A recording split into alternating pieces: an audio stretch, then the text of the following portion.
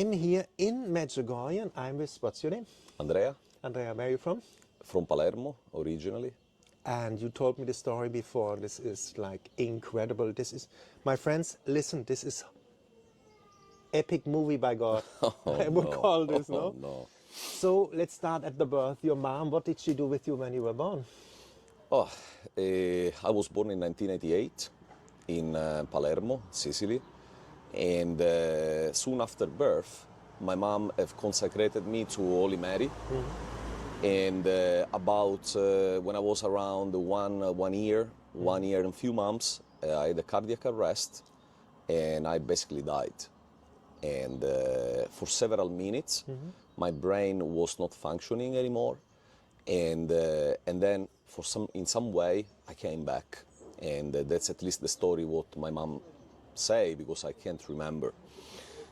From that moment, growing up, I felt my life was pretty strange. All the things that were happening to me were strange. I was feeling a strange boy, you know, like the black sheep of the family all the time, and always the one questioning and questioning myself.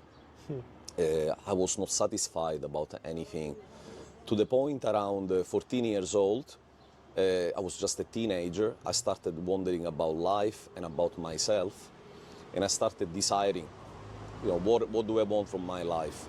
It was pretty clear for me. I wanted a normal life, I wanted women, I wanted my dream job, I wanted all my dreams to come true. And exactly in that moment, when I was planning how my life would be, some of my goals were really impossible. I had my first meeting with Satan. And he came to me. How did that happen? Yeah. He came to me in the sleep through a dream, and but this dream was not a dream, it was alive. I could see, I could hear, I could talk, I could communicate. And he came to me and he told me, like, I am here to offer you everything you want. But in the same time, when this happened, I felt a strong vocation to become a priest. And at the time, the way I took it was so bad. I felt so ashamed of the idea of becoming a priest that I even didn't know how to tell it to anybody. Because back then, at that time, in the school was bullying going on, and my parents, very religious as well. I used to be really scared of the opinion of my mother, and I didn't know even how to mention this sufferance that I was feeling, of God calling me into something gigantic that I couldn't understand back then, and in the same time fighting with the feeling of being ashamed of it, because I was thinking, like, which kind of priest I have to be? I don't want to be a priest. I don't want that life.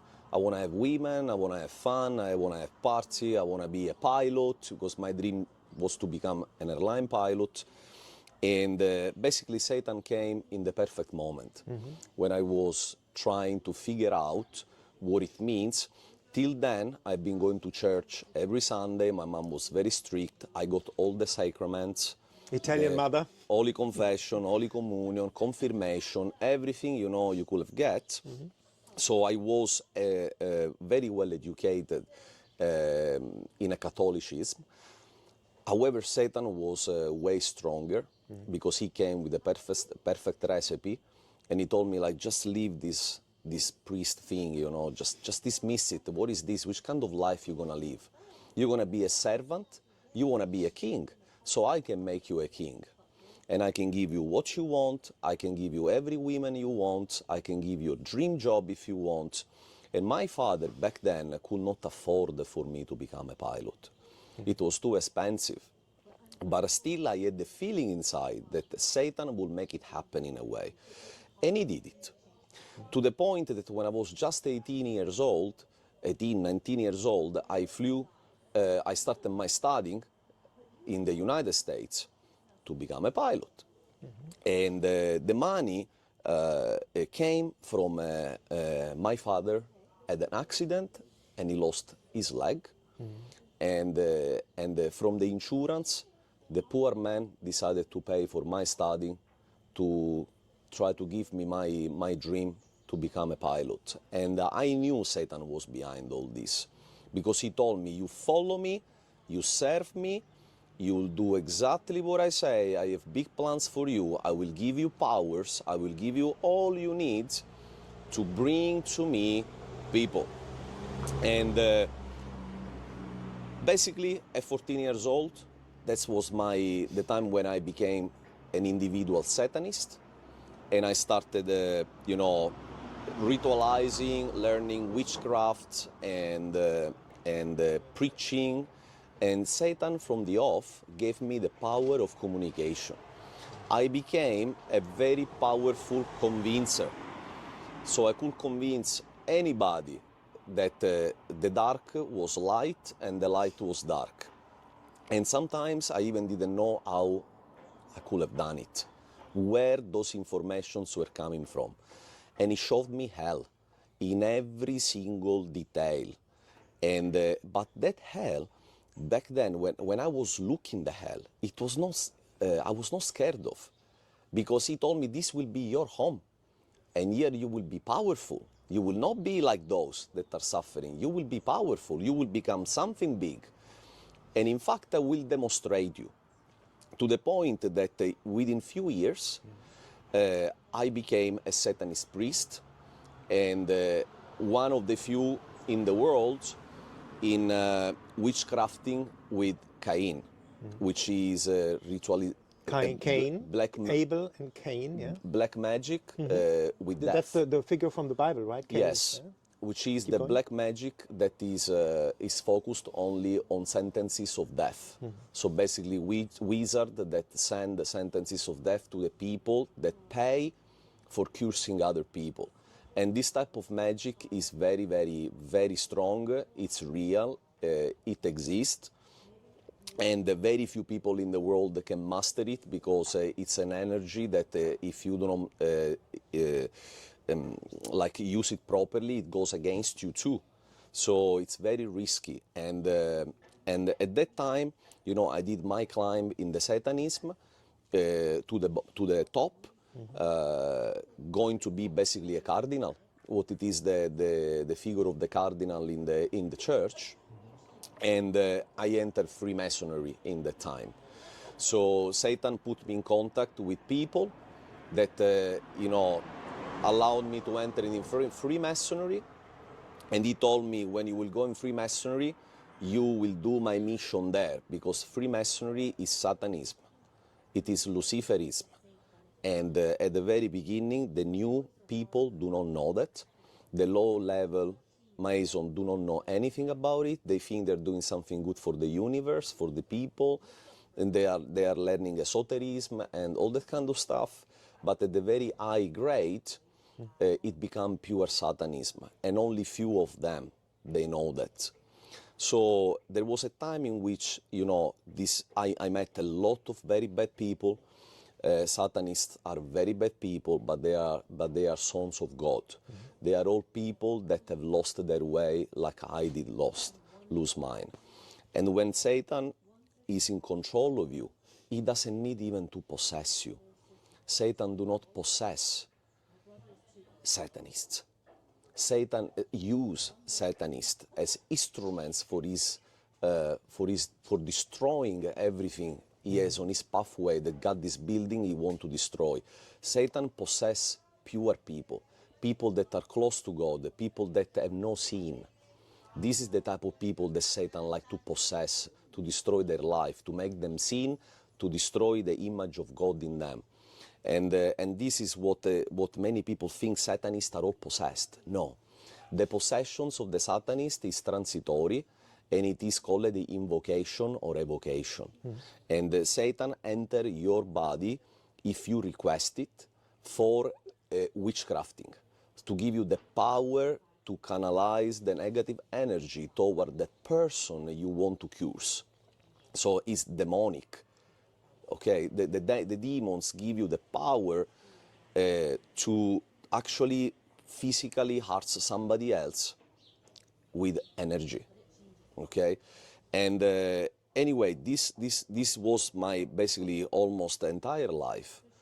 Till a certain point, I always felt the hand of Holy Mary over my head.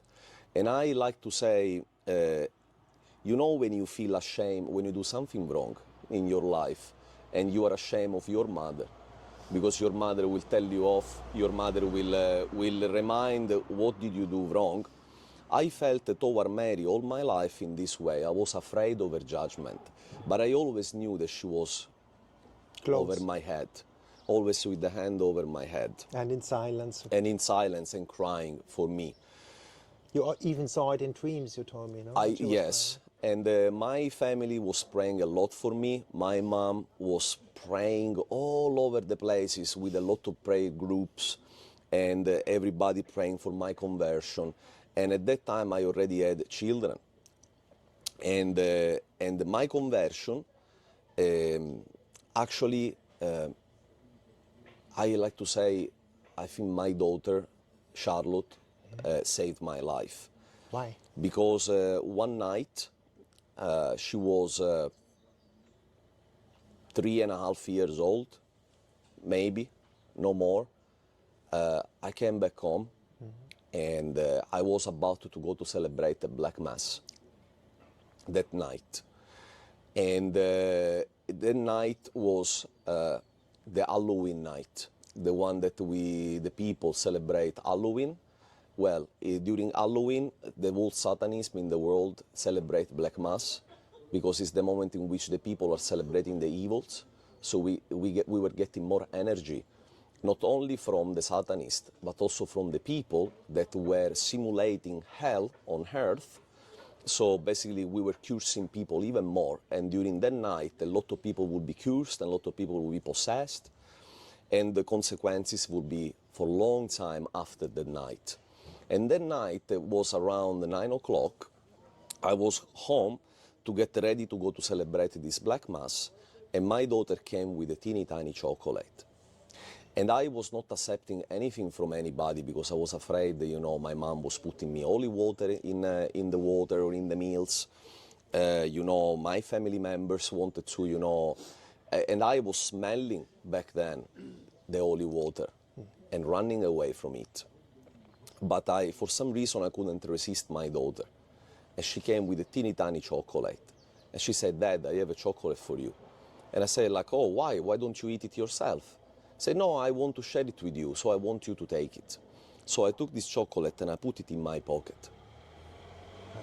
And she looked at me and she said, "No, why don't you eat it? It's going to melt, and then I'm gonna be sad." So I unpacked this chocolate and I put it in my mouth. And as soon as I started biting it, I felt so bad, like I was shaking all over. I started crying, and my daughter looked at me in the eyes and told me, "Now you love Jesus?" And when I heard that words, I dropped everything on the floor. I spit the chocolate out of my mouth. I went in the car. I took the car and I started driving as fast as I could, you know, like without understanding what was going on. I felt confused, and then I saw the face of Jesus while I was driving really fast. I saw the face of Jesus, and I do not know even how I didn't have a car accident, because I was literally going 200 kilometers an hour. And I had here in my neck a big medallion that a satanic priest wear with the image of Satan, the Baphomet, which is the sheep with the corn. And it was very big here in my neck with a metallic, you know, like this rope. I remember I lowered the window of my car. I took this medallion, I broke it from my neck and I throw it out. And I said, "From today, I will dedicate my entire life to fight you." I was talking to Satan. I said, "I will dedicate, like you have destroyed my life, and you have tried to destroy my life and pull me away from everything good. I will fight you for since I have breath and even after."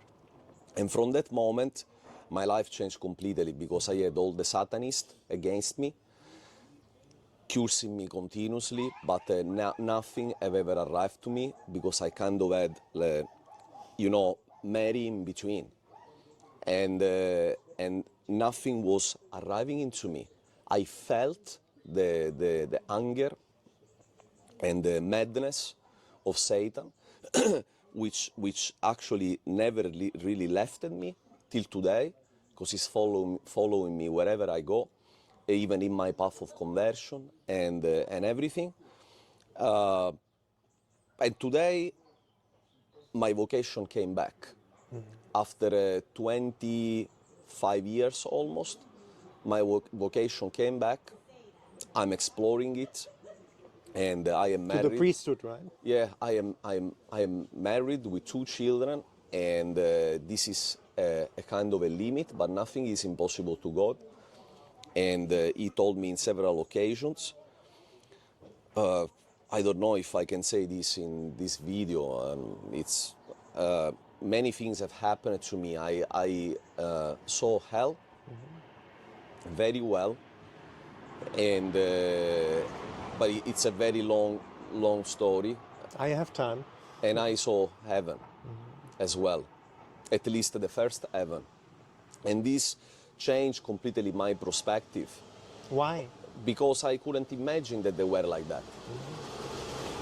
And I think that many people do not understand, because obviously they've never seen, and you have to believe in the unseen. That's the mystery of the faith.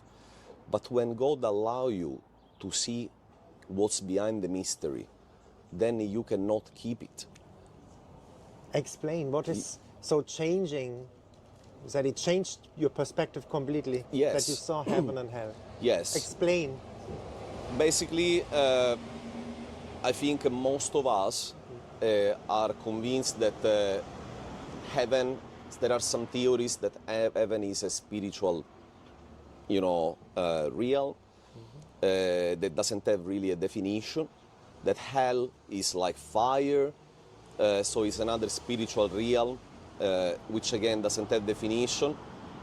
We have had in the history several descriptions from saints or from Dante Alighieri that wrote the Divina Commedia, no? And we went through, we got suggested from the description of Dante Alighieri, so we kind of tend to believe that heaven, hell, and purgatory as well, because purgatory exists, they are that type of place. Some of it is true, some of it is very simplistic. It's like a story, a comedian, divine commedia. In fact, hell is called also Clifford. Clifford. That's how Satan called it, Clifford. And in this Clifford, there are a lot of cliffa. The cliffa are areas. And those areas, they are circular. And they are connected by a lot of tunnels. So there are tunnels that are very deep and very scary and very loud that connect every single cliffa. The cliffas are places where the damned, the souls that end up in hell, are suffering, all of them the same way. There is no, it is true that the soul suffer for their sins, but it doesn't matter. The sin that you have committed is the reason of your position in hell, but the sufferance is more or less the same, is only that you are closer or farther from Satan. So the more if you sin, for example, the favorite sin of Satan is lust, perversion, sexual perversion, pedophilia, all those type of homosexuality is the favorite sin. Satan told me, I want everybody to lust, because if they lust, they will feel bad in 2 dimensions. The first dimension is the body, and the second dimension is the spirit. So by doing that, I hurt God like you cannot imagine, even more than blasphemy. The second sin that Satan love is the blasphemy against the Holy Spirit. And it's not the other way around. So he preferred the people to sin because the blasphemy against the Holy Spirit, it touches the spirit. The blasphemy against the lust and the perversion touch the body, which is very sacred to God. And that's the reason why he made us in his image. And that's the reason why he loves us so much. And this is what Satan never accepted.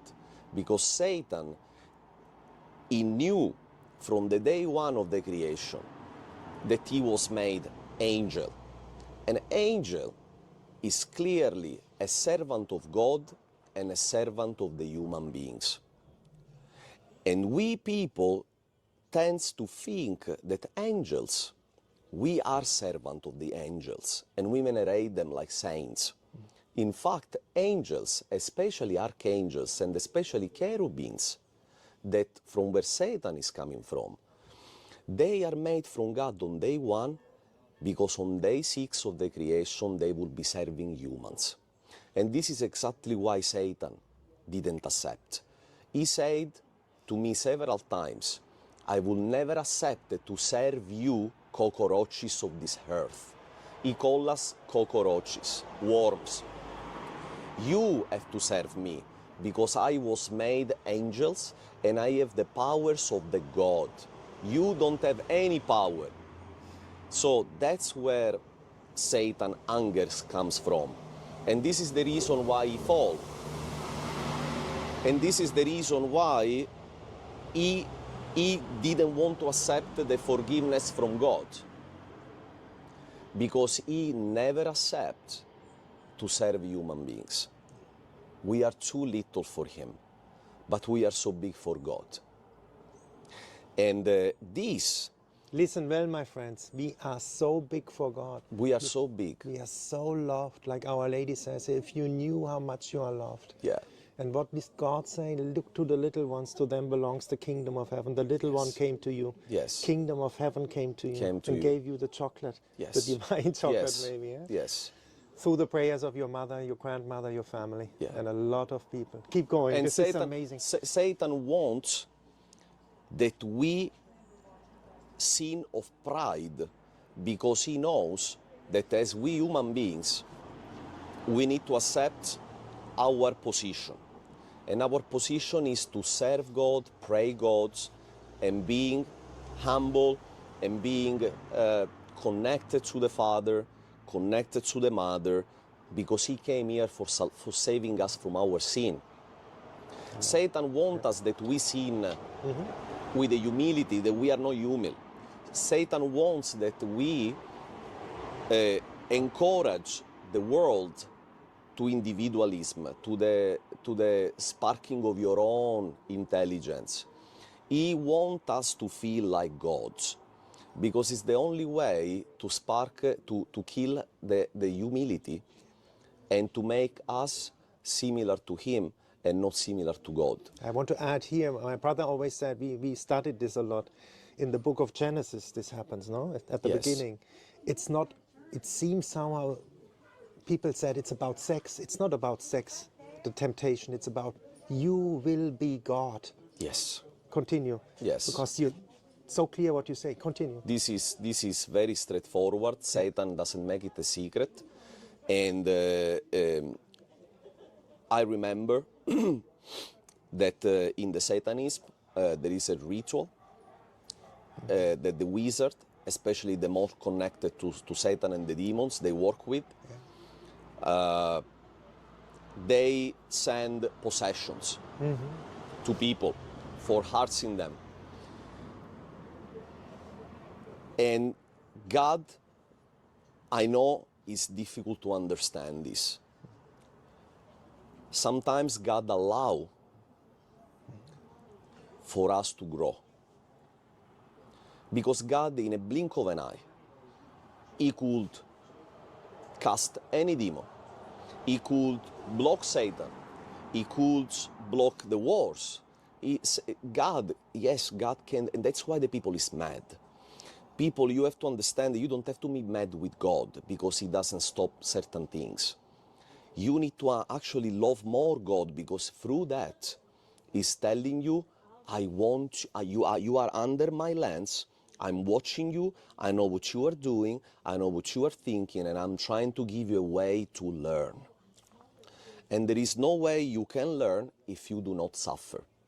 Jesus have suffered and have learned as a human being, and he was God, and he is God. So if we are made in the image of God, you have to tell me why we have to have a life of pleasure when Jesus have told us to follow him. Follow him not only with the words, but with the pain. Take your cross and walk. And if you fall, somebody will come and will help you. And at some point, you will find the energy to climb your Calvary with the cross. And that's why possessions happen. They happen because they need to open the eyes of the people. They need, because sometimes we are like Saint Thomas.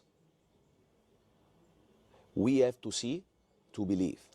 And if we don't see, and sometimes we see and we deny what we saw. Can I add something here? But when we only can suffer, lately it was a revelation, somebody said it, Jesus suffered out of pure love. Yes. It's not for the sake of suffering. Nobody wants to suffer. Yes. We have to come to the spiritual state that we want to suffer out of love, out of pure love, no? Correct. Because it's against human nature to suffer. Yes. But when we are going up the ladder, spiritual ladder, and at one point, yes, we do that out of love because we see it's redemption. Yes. And I want to add too, like God said, you are made in my image. So God is love and spirit. Worship God in truth and spirit, authentically, honestly, and in love, in spirit, which is love. Yes. Satan wants the same. He's angry. He wants us to serve him. He wants us angry. Yes. My friends, why is it happening right now? Every division, everything, this is anger. It's anger. Yeah. Please, don't get angry. Don't watch the news so much. They want to steer us up, the left, the right, everything, to get us in the state of anger. Then we are servants of Satan when we are angry. We are, without knowing it. Sometimes we worship the devil without knowing it, and there is full of victims of unawareness. You know, I didn't know this when I was a child. I didn't know this when I did the Ouija table. I didn't know this when I went to do the tarot. But guys, the very first time, I'm telling you, I'm begging you, the very first time you approach as a joke, or because you are exploring some truth, or you're looking for some truth, or you explore a magician, you explore a satanist, remember, behind the magicians there is always a satanist that performed that ritual for him. Nothing can happen if not through Satan. So remember that if you knock on the door of the evil, even if you do not know that the sheep is dressed as a sheep, but behind it there is a wolf, that wolf will come to claim your body. That wolf will come to you and will ask for the only thing he always has been interested for, is your soul. So I will never be tired enough to say, Satan doesn't care that you do not know. It is even better for him. And then when your soul will be claimed, the liberation is going to be a very long process, because Jesus is going to teach you, and through you is going to teach a lot of other people that your way is the death way, like he did with Judas. Let's not forget that Judas was a great apostle. Till the very end, he had been trying to follow Jesus, but he was questioning him a lot. He was more animated by the idea of fighting the Romans and have a war with the Romans. Anger again. Anger, other than love. And praying for them. Praying for your enemies and for the people that were denying God. And that's where he fell into the trap of Satan. And that's why he betrayed Jesus. And that's why he ended up hanging himself. Because remember, people, Satan cannot take you physically to hell without your consent. And your consent is coming only if you do one thing. You commit suicide. The suicide is the free will. I'm taking away my life, which God gave to me, with no authority to take it away from myself, and there is no salvation. Satan knows that through the suicide, you are going to be his forever. And this is where he's going to lead you. That's why the possessions always started with depression, with a lack of trust in yourself. You see everything bad, you can't find the light anymore, everything goes bad. Satan gave a lot, but now he's taking everything away from you. So you go from hero to zero within hours. And when your life falls apart, this is the time in which either you fall on your knees and you ask Jesus, please Jesus, forgive me, have mercy on me, enter in my heart. And he will. I'm opening my heart to you, and do of my life everything you want, and be ready, because it's not going to be easy. Because when Jesus enters in your heart, your life is gonna change forever, and not like you want. You're gonna do his will, not your will, or you just fall into Satan's trap and commit murder on yourself, and you're never gonna see the light. And I have seen so many souls in hell that cry and ask for mercy because they didn't want to take their life away, but they did it because they were desperate, and they suffer because they can see heaven from where they are, but they can't reach it. But they can't reach it. And that's the most worst experience. My brother saw it one night in a dream. He fought with his wife. He went to sleep, and he was in the darkness of the universe, and he saw the light, but he could not touch it. And he said, Tom, this is the worst state human being can be. You see it, and you can't, never ever can reach it. You have to forgive, he said afterwards. You have to forgive. And this is what in the Bible is called the lake of fire. Yeah. There is a place in hell, which is a lake of fire. It's the fire is bubbling, and it's very, you can touch the fire. It's like, it's not the fire, the flame like we imagine it, we put the hand through. It's a dense fire, and the people is burning in those flames, and from when you lift your head, there is a big crater from where you see basically the entry of the first heaven.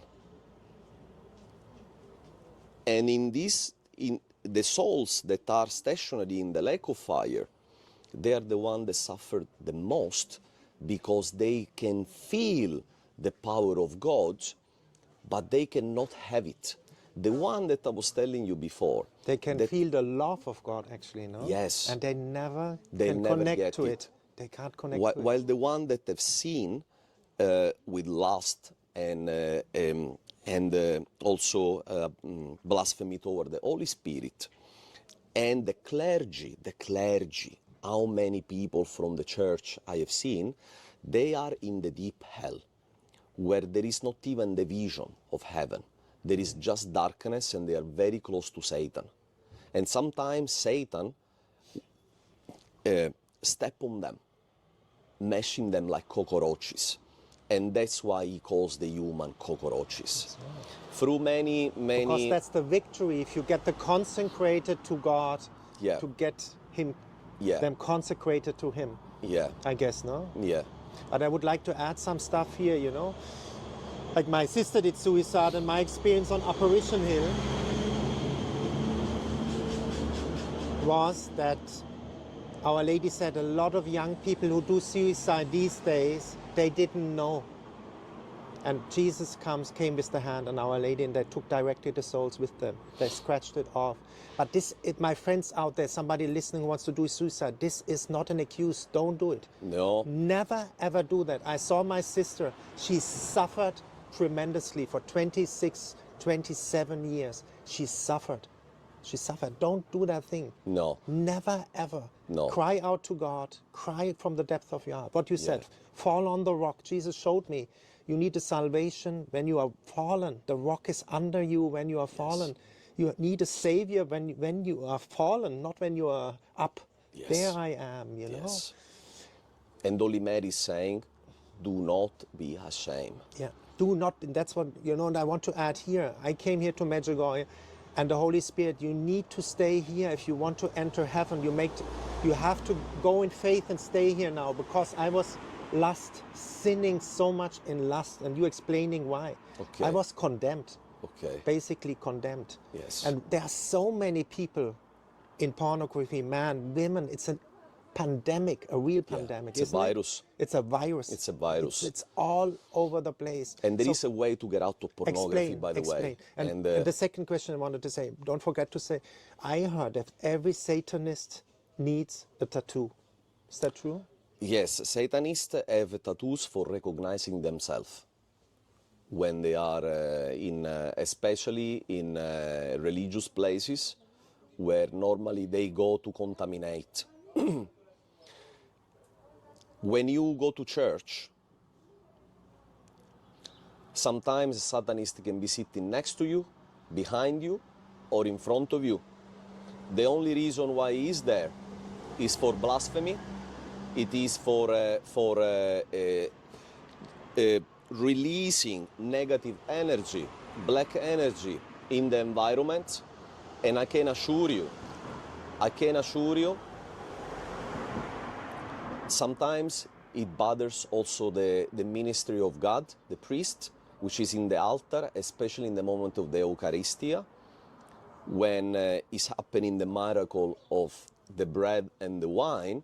This is the moment in which the Satanist is releasing black energy to basically, and you know how you understand it.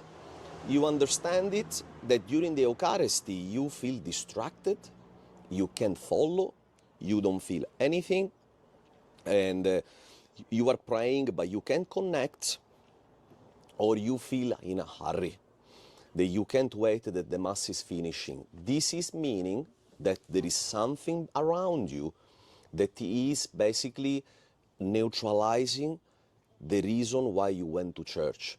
We have to go to church because this is God's law. And when we go to church, we don't have to look. We have to participate.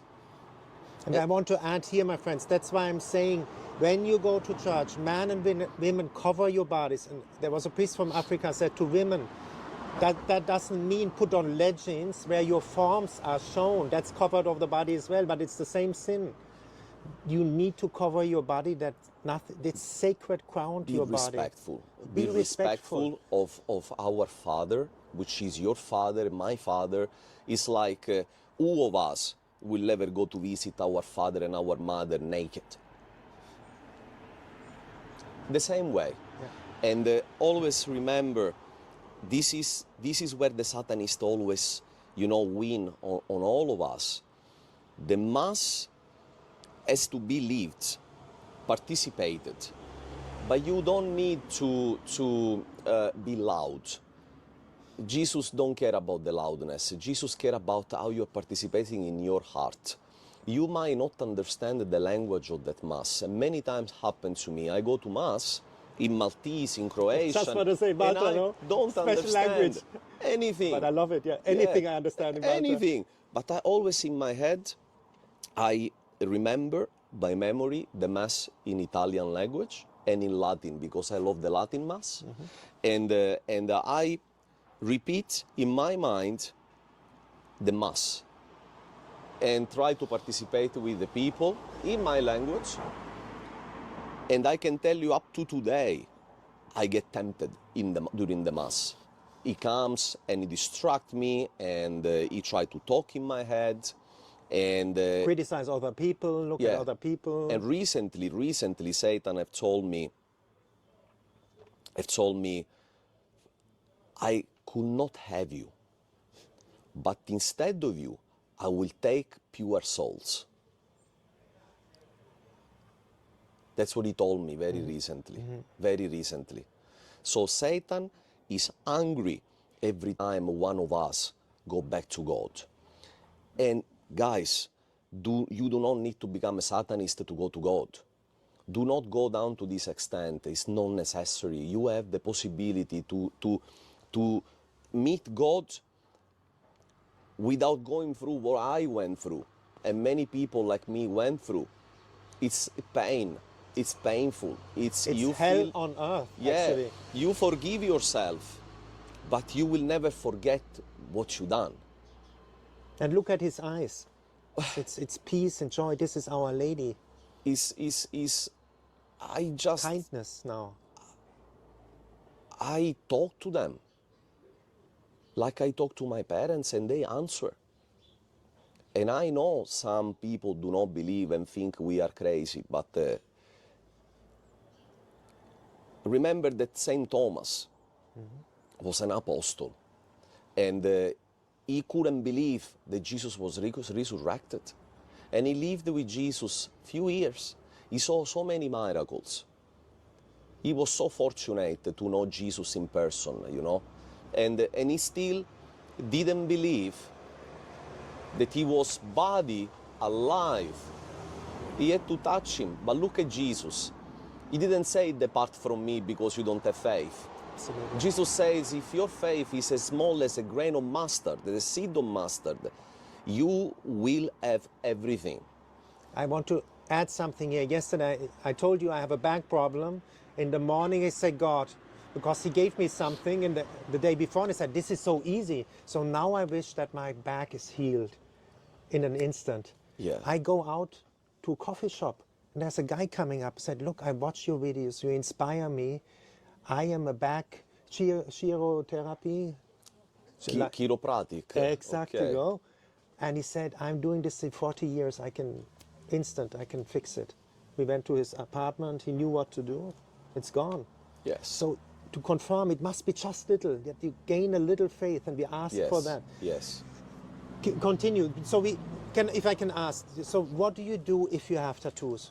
To get rid of, because that's kind of a spell on the body, isn't it? What do you do with Look, I will be honest, I have a lot of tattoos, and my tattoos are the story of my life, which I carry with me as a testimony of my mistakes, and you should never be ashamed of your mistakes. You don't need to delete. Yeah. The wiping, it doesn't wipe your head. And So is it true what the nun said? She said, go to a priest, he will pray over every tattoo to take the power of that thing away. And then the nun said, leave it openly. Yeah. Leave it openly, doesn't matter. Testimony of a living life. So we born a white board with a black spot in the middle. This is the original sin. But we are a whiteboard. Since the day in which we born, we start writing in this board. And the board, from very white, become very black. At the end of your life, you barely can see some white on that board, because it's full of living experiences of any type.